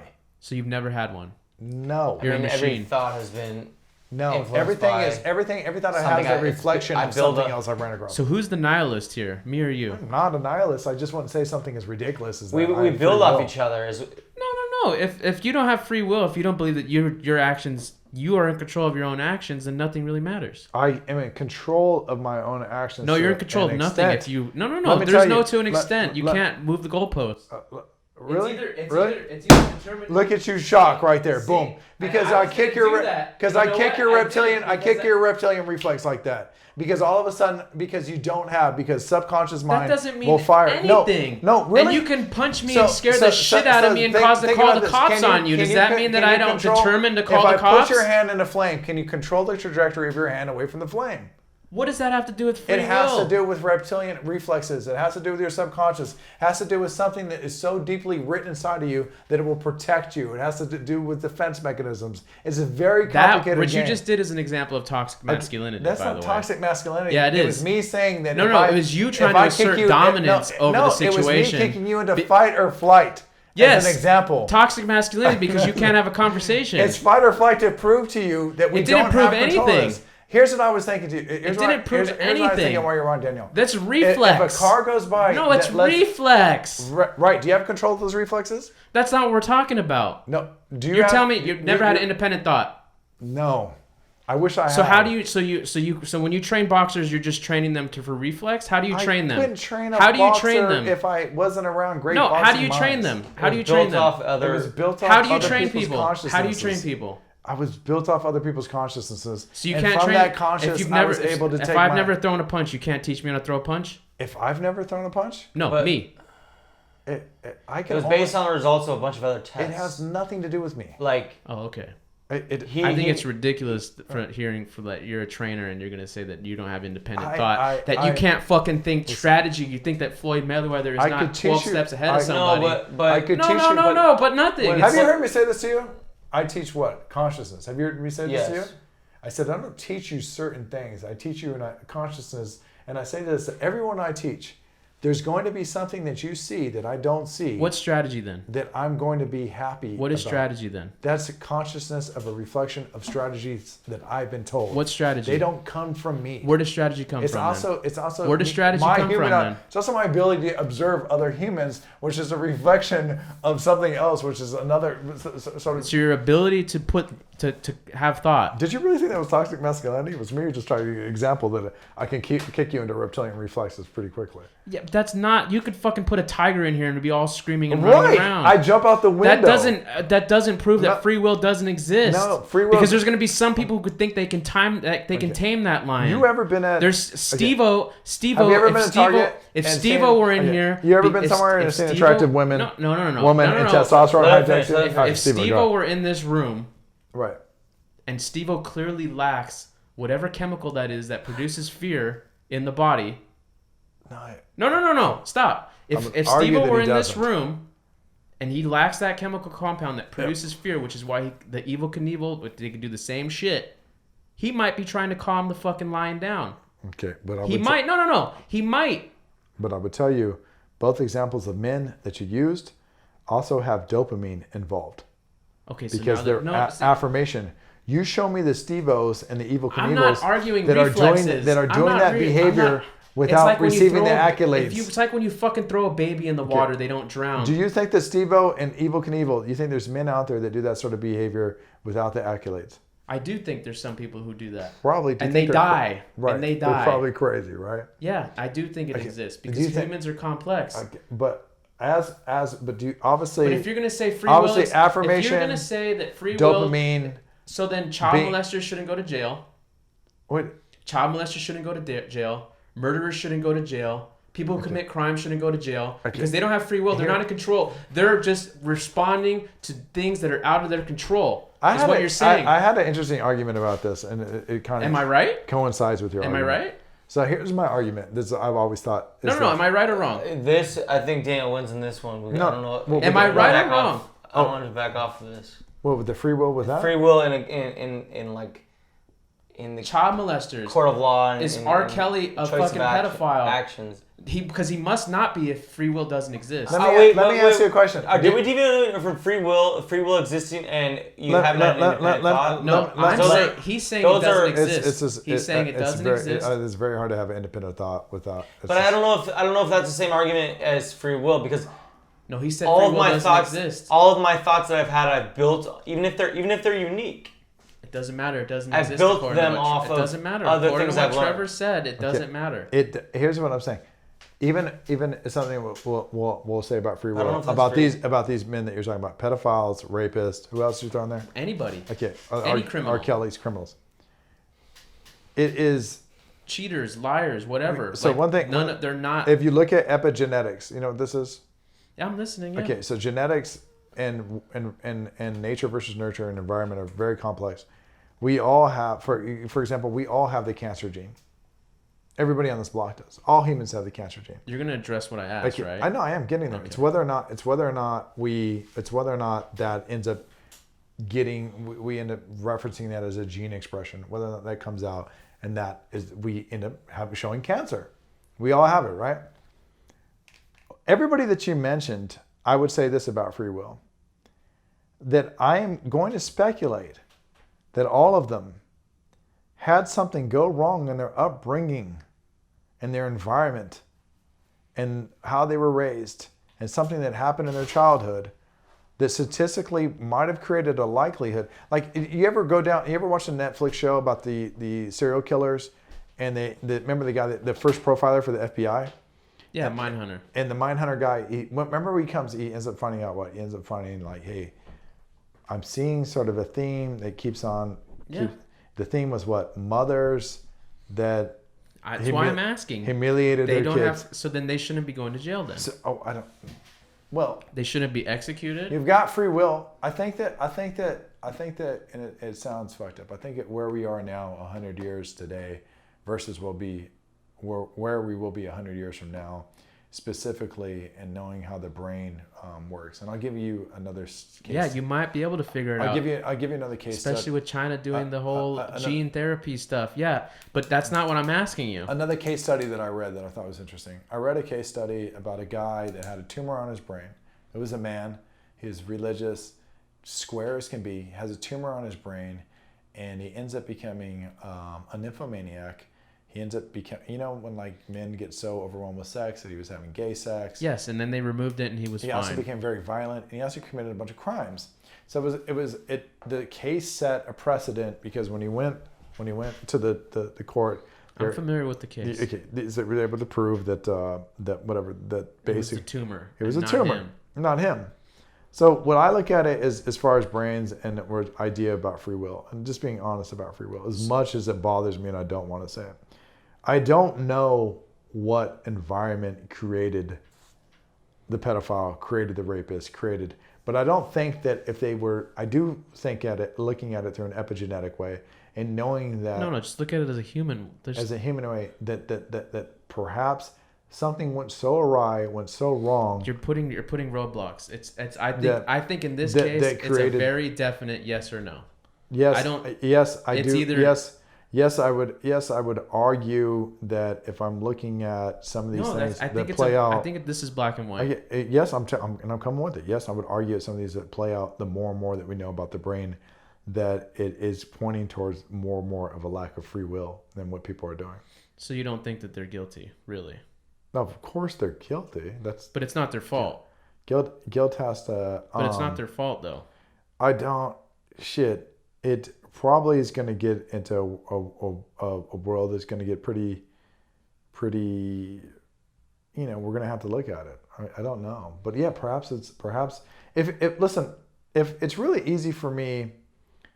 If I have a child that's in a high chair and it's a baby and it falls back and hits its back of its head, and because it hits the back of its head, it has some rear lobe damage, and all of a sudden as that baby ages, baby has signs of a little bit of PTSD, but also uncharacteristically has difficulty identifying with empathy and sympathy, and that baby ends up being a sociopath.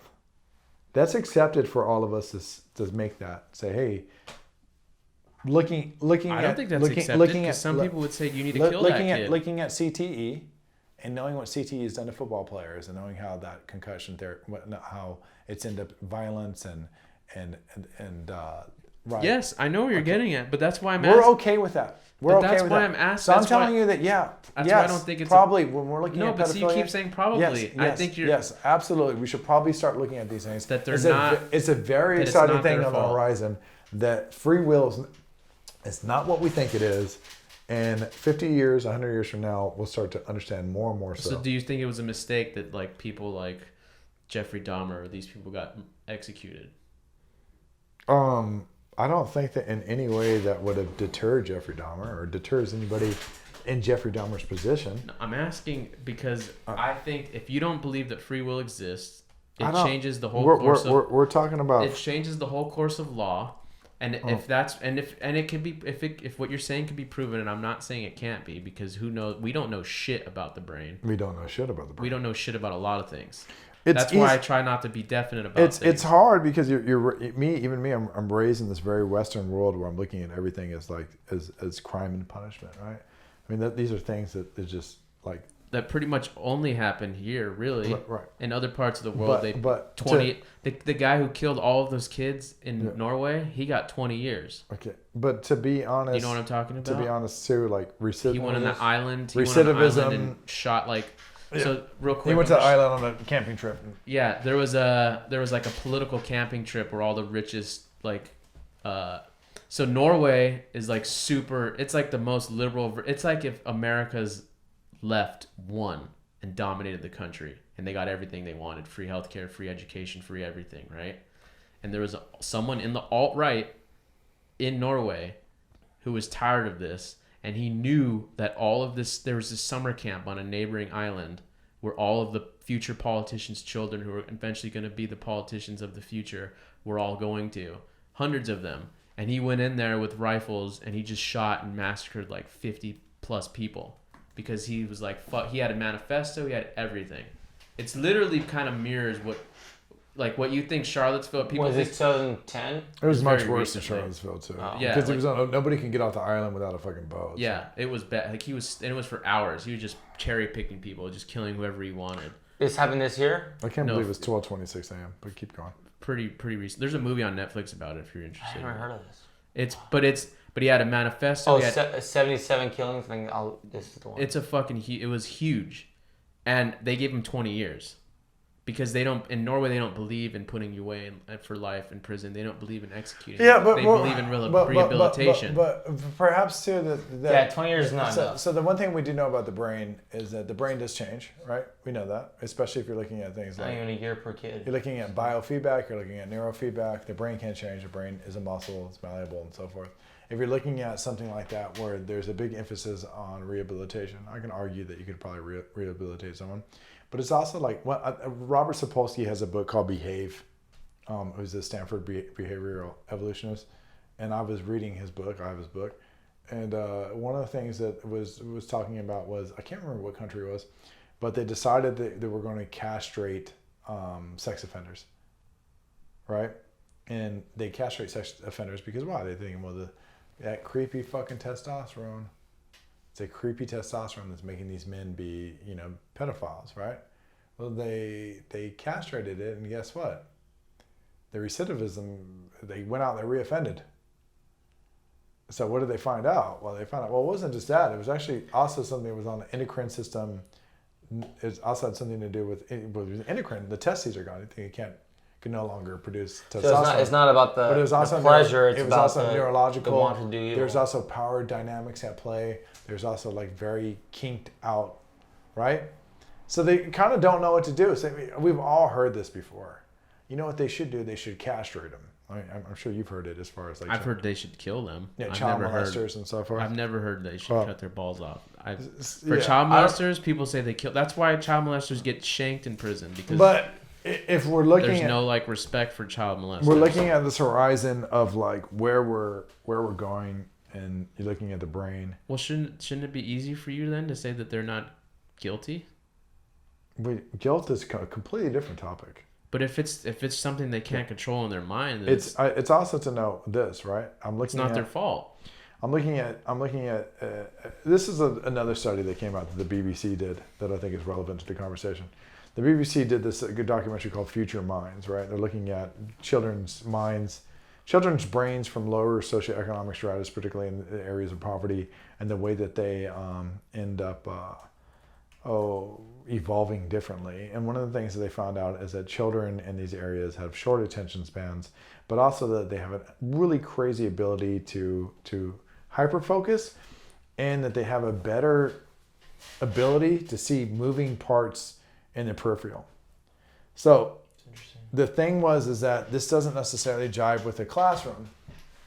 So it's the ADD brain almost, right? So they're looking at these young kids, and oftentimes kids of color, poor kids from communities like this, and they're looking at it and they're saying, wow, these kids can't dial themselves in and be so locked in where they can be in a classroom setting and they can actually retain information or be taught as efficiently as other kids that don't have this going on. Well, they're like, well, why? So literally, well, the brain is crazy. From a hegemonic point of view, from a hierarchical point of view, I'm looking at the brain through the perspective of being an academic. It's easy for me just to look at the brain as an academic. And I'm doing a what? I'm doing a measurement of efficiency that brain will learn. So yeah, I want your measurements through my ideal, which is but being. That's why standardized tests are bullshit. Through my ideal, right. But through my ideal that's being pushed, which is basically, hey, I want kids that are efficiently taught as easy as possible. This brain doesn't jive with that. But it was very interesting what they did find that the brain did. Kids that were born in lower socioeconomic areas of violence, areas where fight and flight had been kicked in, they could see more things adaptable. They can see things in the peripheral better. So they speculated that perhaps that kids were better at court sports and field sports because when they're moving, they could see the whole picture because their environment put them in a system where they had to see that whole I'm sure picture. That would go over well with because SJWs. Because that's fascinating. Is that why baseball numbers are down? In black but just thinking about this, what the Future Minds is talking about. The ideal brain is only based upon one thing in this particular study, which is the hegemony at play that's executing the case study. Just so happens to be academia. They just want the most efficient brain. If I'm the NFL and I'm doing this study, I actually have a preference for the other brain. What was that study about the future peripheral? Or just like a BBC.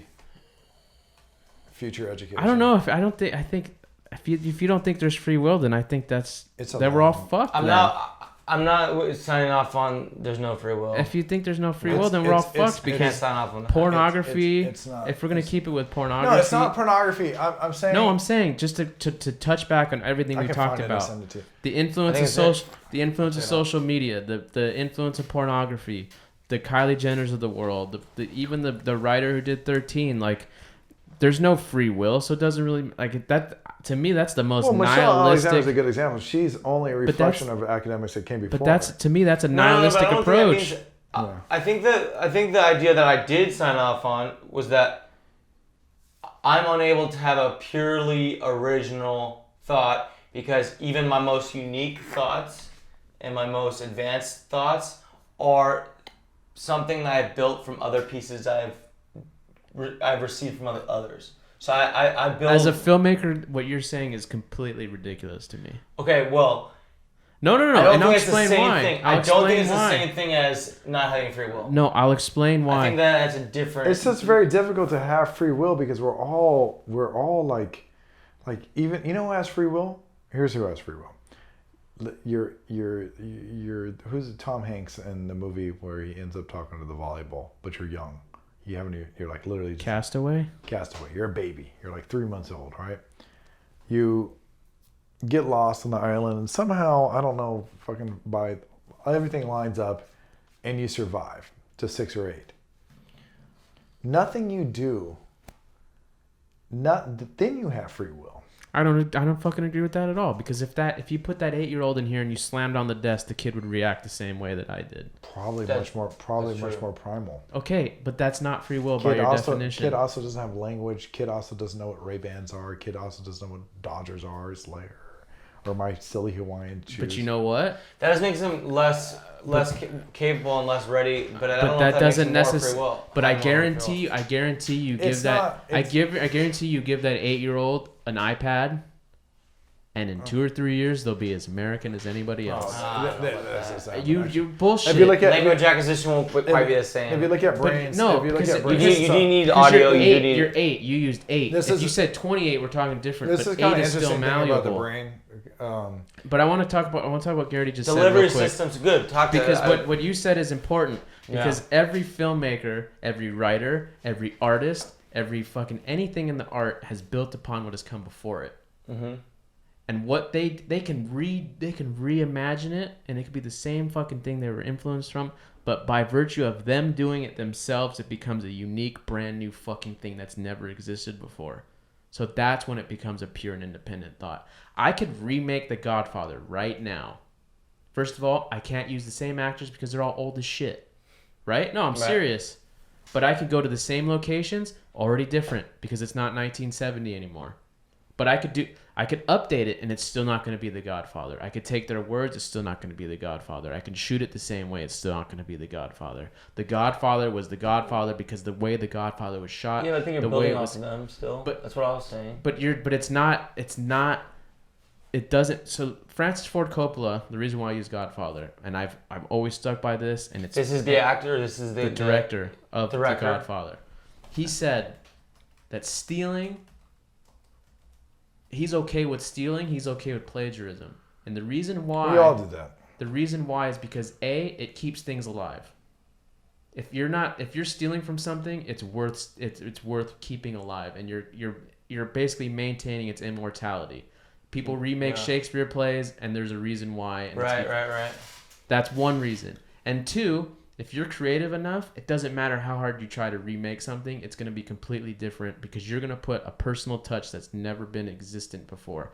And that's why when I brought up the Vatican earlier, and I was going through, and I got a whole history lesson, and I can look at a piece of art now, and I can say, oh yeah, that's medieval, that's 13th century, that's 14th, that's Renaissance, that's High Renaissance. Oh, that's when they started implementing shadows in their work. That you get to see the true development of these shits, of these fucking pieces of art, right? Yeah. You get to see why David is, because I always see David in the book.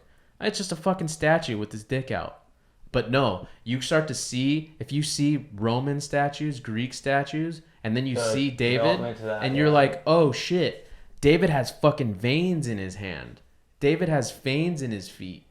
You could see the amount of detail that he sculpted in there is completely, even though it's the same fucking David that's been before, you can see other Davids. No other David has existed like that, even though it's the same thing, because it's a brand new independent thought. And even the remakes of David aren't the fucking same as David. Because there's but I mean, that's everybody's gonna have. Listen, I can look at. Reading. That's why I don't think I disagreed with you when I said that. No, but you're saying you're making. But I just think that every thought I've had is some sort of built off. It becomes your own thought. But that consciousness is still based on other. Because you welded two things together that are. That consciousness is still based on other consciousness, though. That's all. I know, but Floyd Mayweather's the greatest boxer of all time, arguably, right? Right. Because he's built on other great boxers. Right. We started the podcast. Yeah, of course, we started the podcast because he was sparring with the person who died, right? And that gave him the courage or whatever you were saying. I think it definitely gave him a belief as a young man to go off and do what he did. And now people are gonna they're gonna go and build off what Floyd did, and they might even be better than Floyd. Yeah, for sure. And they're gonna be doing things that Floyd never did. We know him. Yeah. I'm just saying. Did you say that though? Huh? Is that real? Yeah. But it's true. It's true. Because there's gonna be someone. Right? There's gonna and you could just. I'm just saying, and that's building off of the past. I get what you're saying, but you can also that person.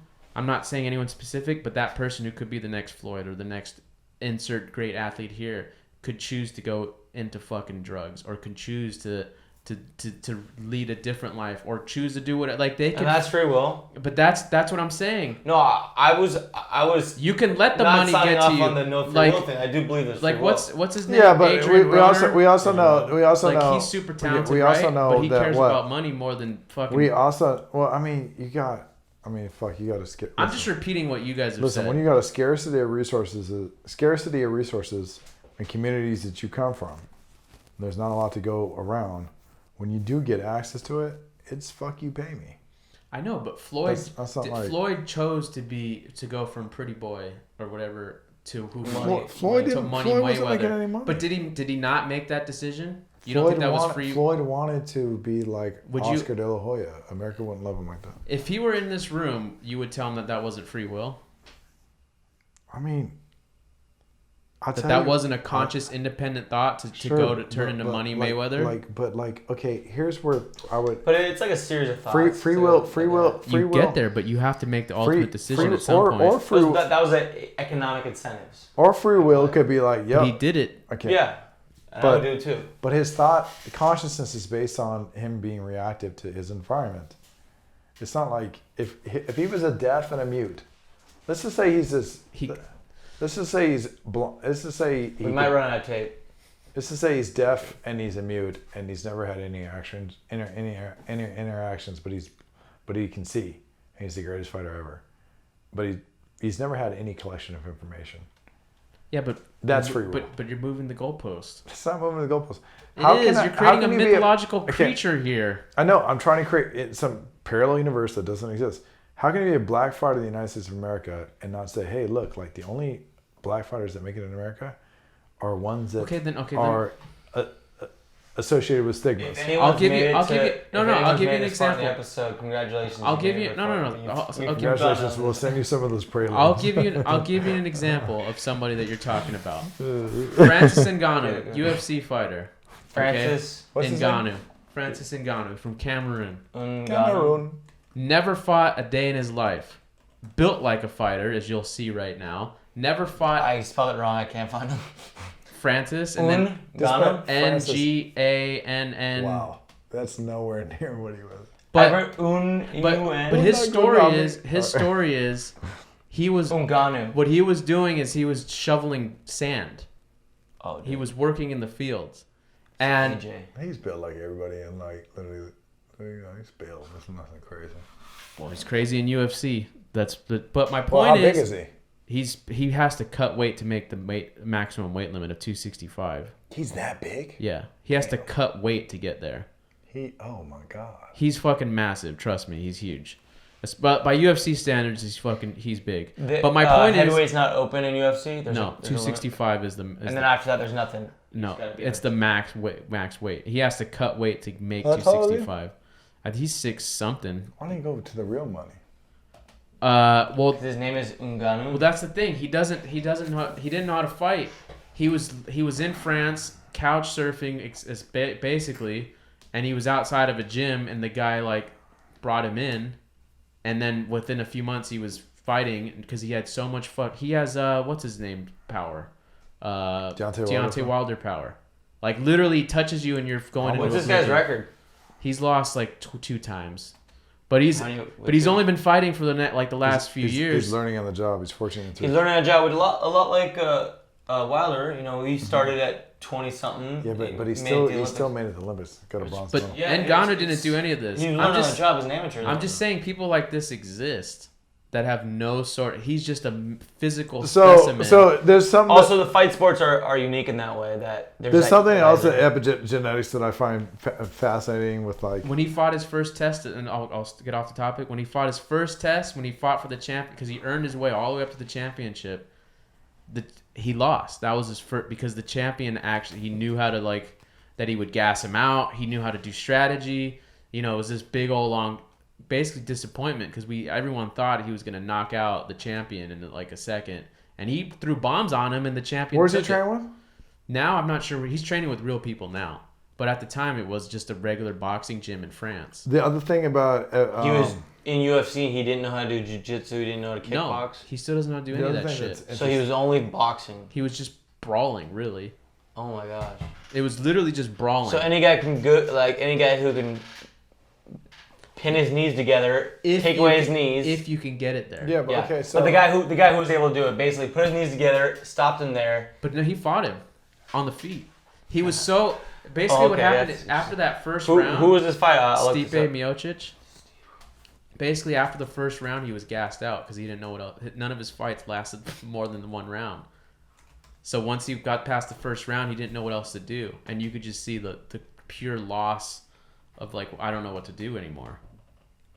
And then now he's kind of fought his way back up to the top. But I'm just saying, people like that exist that don't build on anything. So you're saying that are there certain people that have a proclivity towards something else for sure? And that could be genetics. So, his family could be fighters. So I do know one thing. You know that you ever read the study? God, I feel like I'm such a nerd sometimes.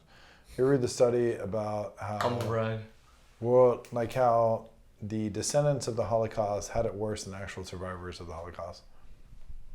No, I have not heard that one. Yeah, look it up. Study. Descendants of Holocaust. My search is so weird tonight. Descendants of Holocaust. How do you quantify that? Experience more trauma.